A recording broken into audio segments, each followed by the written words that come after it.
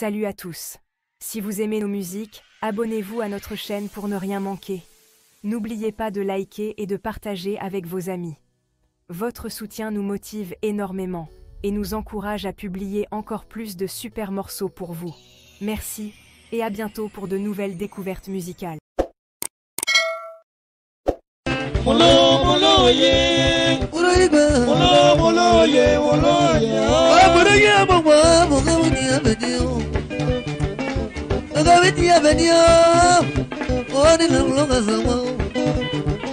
Igba gabe molo, oh mobila yimeo.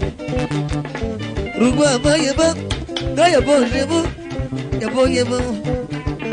Adigo do gbazemo. Agobeli zi yimeo. Egizi wafo, what the nigga email. Sako bao mamo, ada musemo. What the prison email. What the gaga prison email. Koba yoga flora well. Gira email. What egizi wafo. Magi fasamo. Go Liliana well. Lana yeba. You were felicité, wow. Oh, get a himo. I don't know so well. Well, oh, mom, oh, let me see you. Oh, now what can you do? Well, what was it now? Hello, Matty, well. Mati do gema, ibe aje well. Ibi fraga well, oh, anage ibe oh. Ibe ba gema, oh aga oh gema. Magi moza well, oh, ibe, loga za well. Oh, you want felicite gema. Adi go to glass well. Asi ete la well. Koje yeba, koje kushe well. Aku peye. Asi disa la well. Sega kusi puye yeba. Asi vidori na mo. Oh bro yeba. Aku beli se yeba. Ebo jase yeba. Aku peye. Egizi la mama. Aki madala na mo. Molo molo ye, molo molo ye, molo ye. Molo ye mama, moga media medio. Molo ye go media. Molo molo ye, molo molo ye, molo ye. Ale.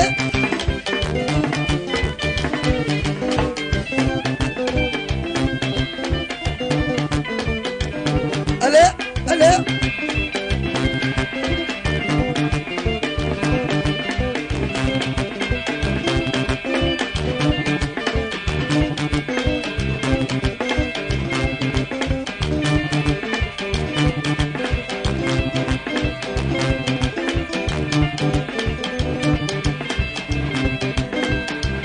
Aïe Michel, aïe Mesme.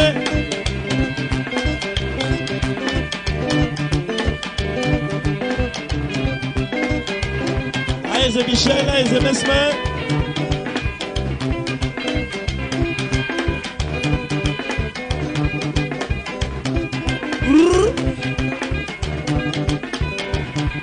Sanle Boduko. Sanle Boduko. Oh, Asabadila. Sanle Boduko. Ina Florence, Onyamo. Anja. Asim Johnny.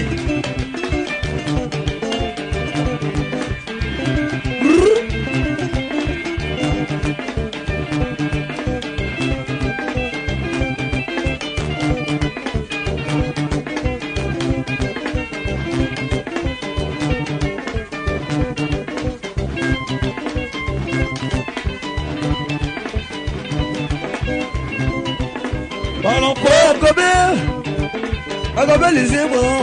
Malampo. Allez, Goni.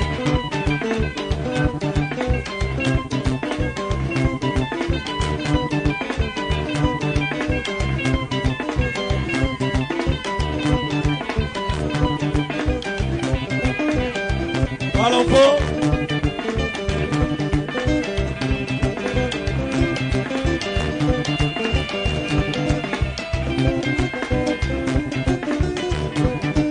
Oh yeah!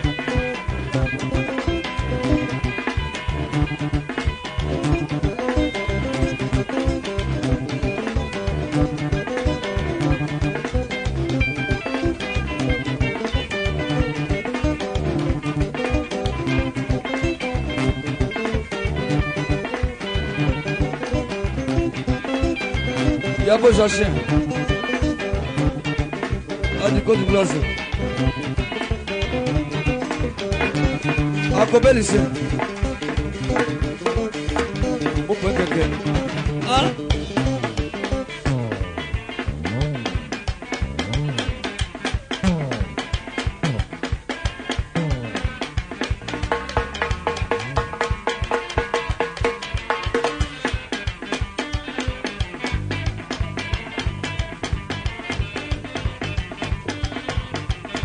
Adou. Il faut travailler pour le résultat. Il faut travailler pour le résultat. Adou Namoza. Nakore Zaon.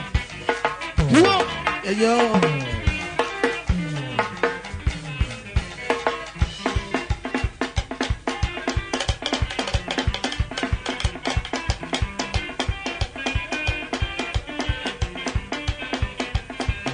Malheur aux imitateurs. Très bien. Malheur aux imitateurs. Malheur aux imitateurs.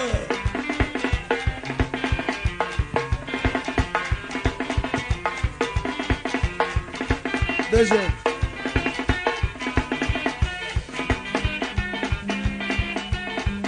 Malheur aux imitateurs. Il faut travailler.